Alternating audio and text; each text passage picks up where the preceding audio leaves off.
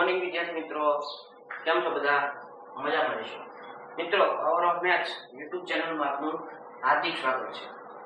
મિત્રો, આપણે ધોરણ 10 ની અંદર ગણિતમાં આંકડા શાસ્ત્રનો આપણે અભ્યાસ કરી રહ્યા છીએ. તેની અંદર સ્વાધ્યાય 13.3 માં છઠ્ઠો પ્રશ્ન, માહિતીનો મધ્યસ્થ, મધ્યક, બહુલક ત્રણ કિંમત મેળવવાની કીધી છે. તો સૌપ્રથમ આપણે મેળવી રહ્યા છીએ માહિતીનો મધ્યસ્થ. માહિતીનો મધ્યસ્થ મેળવવો હોય તો સૌપ્રથમ જે વર્ગ છે હંમેશા સતત જ હોવા જોઈએ. તો તમે જુઓ તો વર્ગ છે 1 થી લઈને 4. અહીંયા 4 એ 4 ઉર્ધ્વ સીમા છે, તો અહીંયા 4 અધો સીમા છે. એનો મતલબ વર્ગ કેવા છે? સતત. પ્રશ્નમાં આપણી પાસે કોષ્ટક અહીંયા આટલું છે, પણ આપણે એને ઊભું બનાવતા અગાઉ શીખી ગયા છીએ. જે પહેલી સંખ્યા છે વર્ગ, એને લખવાના પહેલા, ત્યાર પછી અટકોની સંખ્યા છે એને કહેવાય આવૃત્તિ, એને લખવાની એની બાજુમાં ઊભી રીતે. હવે મધ્યસ્થ મેળવવા માટે સૌપ્રથમ આપણે હંમેશા CF ની જરૂર પડે. CF એટલે મધ્યસ્થ વર્ગની સંચય આવૃત્તિ, બરાબર? તો ઈ કેવી રીતે મેળવવું? તો 6 ના 6 એમના. હવે આ બંનેનો સરવાળો 30 ને 6, 30 + 6 બરાબર 36. મિત્રો, જે સરવાળો આપણે બતાવ્યો છે પણ પરીક્ષામાં ન બતાવો તો ચાલે. હવે 40 અને 36 નો સરવાળો 40 + 36 બરાબર 36 પહેલા લખો, 40 પાછળ લખો, કઈ ફેર પડે નહીં. બંનેનો સરવાળો 7 ને 3, 4 ને 3 7 76. હવે 76 અને 16 નો સરવાળો 76 + 16, 6 ને 6 12, વધી 1, 7 ને 1 8, 8 ને 1 9, 92. હવે 92 અને 4 નો સરવાળો 96. હવે 96 + 4 બરાબર 100. મિત્રો, અહીંયા તમે જુઓ તો અટક જે છે એની સંખ્યા કેટલી છે? 100. એનો મતલબ આનો સરવાળો કેટલો થાય? 100. સિગ્મા fi બરાબર 100. આવૃત્તિનો સરવાળો 60, આવૃત્તિનો સરવાળો 100, અને જે CF છે એમાં જે છેલ્લી સંખ્યા છે 100, એ બંને હંમેશા સમાન થવા જોઈએ. હવે આપણા સૂત્રમાં જેની જરૂર છે એનું આપણે લખીએ n/2. n એટલે તો કે અવલોકનની સંખ્યા. અવલોકનની સંખ્યા કેટલી? 100. 100/2 બરાબર 50. આ 50 સંખ્યા છે એના પછી તરત જ આવતી સંખ્યા કઈ? આ જે CF છે 50 પછી તરત જ સંખ્યા કઈ આવે? 36 આવે.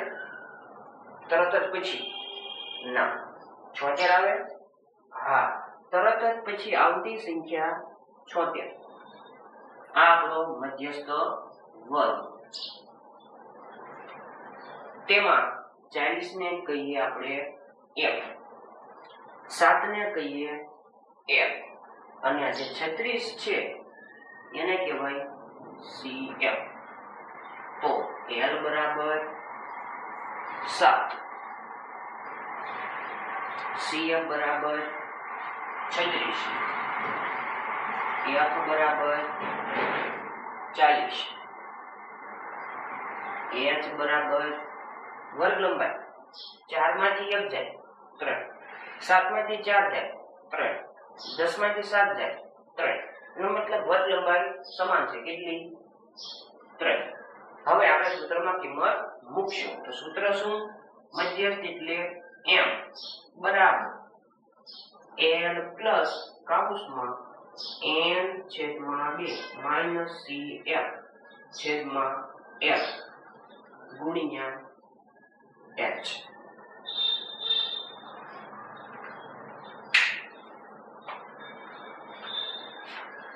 હવે n ની કિંમત 7 પ્લસ કૌંસમાં n છેદમાં 2 50 માઇનસ cf 36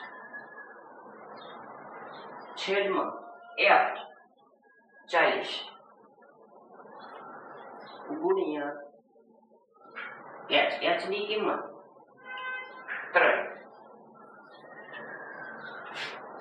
7 પ્લસ કૌંસમાં 50 માંથી 36 જાય 14 છેદમાં 40 ગુણ્યા 3 હવે 7 પ્લસ હવે આ બંનેનો ગુણાકાર કરીએ 14 42 42 ના છેદમાં 40 હવે આ બંનેનો ભાગાકાર 42 ભાગ્યા 40 40 ના ઘડિયામાં 42 40 એકા 40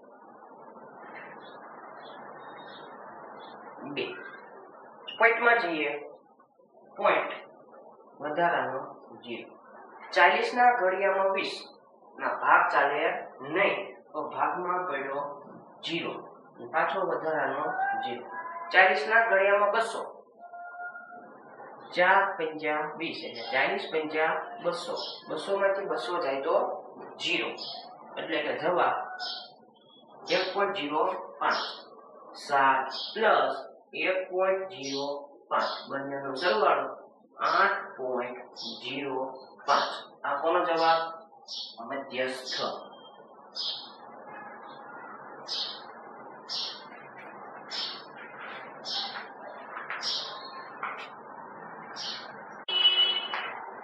મધ્યક મેળવવા માટે આપણે di પહેલા મેળવવું પડે di નું પણ સૂત્ર છે di બરાબર xi માઈનસ a સૌપ્રથમ મધ્યકનો દાખલો ગણતી વખતે ફરજિયાત xi એટલે કે મધ્ય કિંમત મેળવવી પડે એટલે કે કોષ્ટકમાં પહેલું જ ખાનું મધ્ય કિંમત હોય xi બરોબર હવે ઈ કેવી રીતે મેળવવું તો એનું સૂત્ર છે અધઃ સીમા પ્લસ ઉર્ધ્વ સીમા છેદમાં 2 તો અધઃ સીમા 1 ઉર્ધ્વ સીમા 4 4 ને 1 5 ભાગ્યા 2 5 ના અડધા 2.5 7 ને 4 11 11 ના અડધા 5.5 બીજું અહીંયા તમે જુઓ તો વર્ગ લંબાઈ કેવી છે સમાન 4 માંથી 1 જાય 3 7 માંથી 4 જાય 3 10 માંથી 7 જાય 3 એનો મતલબ વર્ગ લંબાઈ સમાન છે તો આ સંખ્યામાં આપણે 3 ઉમેરીએ તો 5 ને 3 8.5 8 ને 3 11.5 11 ને 3 14.5 14.5 ને 3 17.5 બરાબર હવે xi મળી હવે જરૂર છે શેની આપણે a ની a એટલે ધારેલી મધ્ય કિંમત મેં તમને એવું કીધું હતું ધારવાની હોય તો સૌપ્રથમ પહેલી સંખ્યા આપણે ધારેલી હોય જે પહેલી સંખ્યા હોય એને જ આપણે નામ a આપી દેવું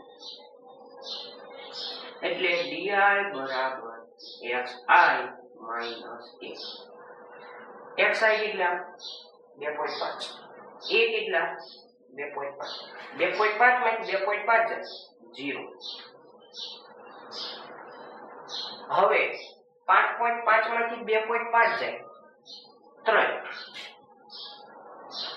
અહીંયા એક પ્રકારની પેટર્ન જોવા મળે જો ui વાળું હોય તો 0 1 2 3 4 5 6 એવી રીતે અને અહીંયા કેવી રીતે તો 0 પછી અહીંયા વર્ગ લંબાઈ કેવી સમાન કેટલી 3 અહીંયા 3 ને 3 ઉમેરતું જવું 3 ને 3 6 6 ને 3 9 9 3 12 12 ને 3 15 આવી રીતે ન કરવું હોય તો બાદબાકી કરવી પડે 8.5 માંથી 2.5 છે 11.5 માંથી 2.5 છે રેડી? આવી રીતે તમને ડીઆઈ મળી જાય. હવે આપણે જરૂર છે એફઆઈ ડીઆઈ. એફઆઈ અને ડીઆઈ નો ગુણાકાર. FI 6, D I 0. 6 0 0. 30 30 90.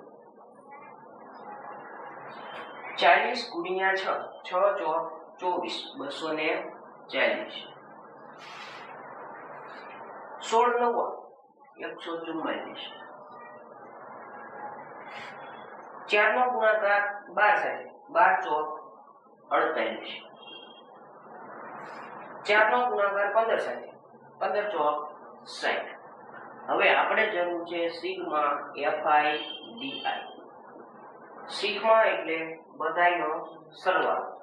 4 ને 8 12, 12 નો 2 વધી 1, 9 ને 1 10, 10 ને 4 14, 14 ને 4 18, 18 ને 4 22, 22 ને 6 28, 28 નો 8 વધી 2, 2 ને 2 4, 4 ને 1 5, 582.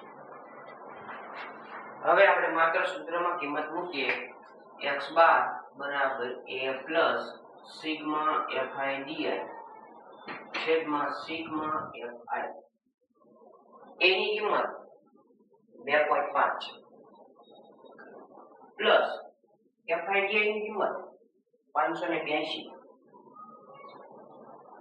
છેદમાં સિગ્મા fi બધાયનો એક સાથે સરવાળો 100.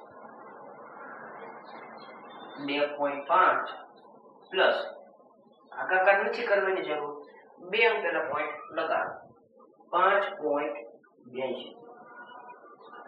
હવે આ બંનેનો સરવાળો 2.5 પ્લસ 5.82. 2 3 8 ને 2 7 ને 1 8 8.32 x બાર. દાખલાનો જવાબ.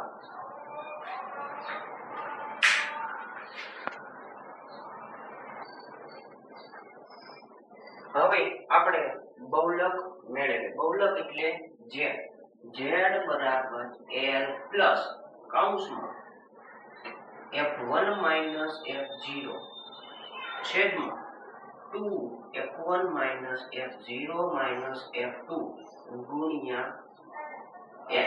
આ બહુલક મેળવવાનું સૂત્ર છે. આમાં આપણે l f1 f0 વગેરેની આપણે કિંમત મેળવવી પડે. બહુલક મેળવતા આપણે અગાઉ શીખ્યા. કેવી રીતે મળે બહુલક? હા, તમે કહેશો અવલોકનમાં મોટામાં મોટી સંખ્યા. કઈ મોટા મોટી સંખ્યા? 40. અવલોકનમાં મોટામાં મોટી સંખ્યા 40. એના પહેલાની સંખ્યા 30. અહીંથી સ્ટાર્ટ કરો. આનું નામ f0, આનું નામ f1, આનું નામ f2. મોટામાં મોટી સંખ્યા છે એ કયા વર્ગમાં છે? 7 થી લઈને 10. એમાં જે 7 છે એને કહેવાય બહુલક વર્ગની અધઃશ્રેણી. ચલો l બરાબર 7, f0 30, f1 40, f2 16, h વર્ગ લંબાઈ કેટલી? 3. હવે માત્ર આપણે સૂત્રમાં કિંમત મૂકીએ. l ની કિંમત 7 પ્લસ કૌંસમાં f1 40 માઈનસ f0 30 છેદમાં 2 f1 40 minus f0 30 minus f2 16 ગુણ્યા h 3. 7 પ્લસ કૌંસમાં 40 માંથી 30 જાય 10 છેદમાં 40 દુ 80 માઇનસ માઇનસ પ્લસ 30 ને 16 46 મોટી સંખ્યા નિશાની માઇનસ કૌંસ પૂરો ગુણ્યા 3 7 પ્લસ કૌંસમાં 10 છેદમાં 80 માંથી 46 જાય 80 માઇનસ 46 10 7 10 માંથી 6 જાય 4 7 માંથી 4 જાય 3 34 એને ગુણ્યા 3 અહીંયા છેદ મૂકતા નથી 7 પ્લસ 10 તેરી 30 30 ના છેદમાં 34 હવે બંનેનો ભાગાકાર 30 ભાગ્યા 34 34 ના ઘડિયામાં 30 ન આવે 0 પોઈન્ટ વધારાનો 0 34 ના ઘડિયામાં 300 34 દૂ 68 ઘણી બધું આપણે દૂર જવું છે એટલે 34 પંચા 5 તો 20 વધી 2 5 તેરી 15 15 ને 2 17 હજી આપણે દૂર જવું છે 34 18 8 ચોક 32 વધી 3 8 તેરી 24 24 ને 3 27 જે 300 ની નજીક છે તો 8 272 300 માંથી 272 જાય 10 9 2 10 માંથી 2 જાય 8 9 માંથી 7 જાય 2 પોઈન્ટ મુકાઈ ગયો છે વધારાનો 0 34 ના ઘડિયામાં 280 તો તમે જુઓ તો 34 18 272 નજીક જ છે તો ફરીથી 34 18 272 280 માંથી 272 જાય 8 વધારાનો 0 34 ના ઘડિયામાં 80 34 દૂ 68 પોઈન્ટ પછી 3 ડિજિટ લઈએ 7 પ્લસ 0.880 બંનેનો સરવાળો z બરાબર 7 માં 0 ઉમેરીએ 7.882 આ બહુલકનો ફાઇનલ જવાબ મિત્રો આ વિડિયો તમારા મિત્રને શેર કરવાનું ભૂલતા નહીં અને તમે પણ આવા દાખલાની પ્રેક્ટિસ કરજો કારણ કે આ ચેપ્ટર ખૂબ જ અગત્યનું છે કેટલા માર્ક્સનું છે 16 માર્ક્સનું 16 માર્ક્સનું હોવાથી આ ચેપ્ટર ખૂબ જ દાખલાની પ્રેક્ટિસ કરી જેથી કરીને આપણે 16 માંથી 16 માર્ક્સ આવે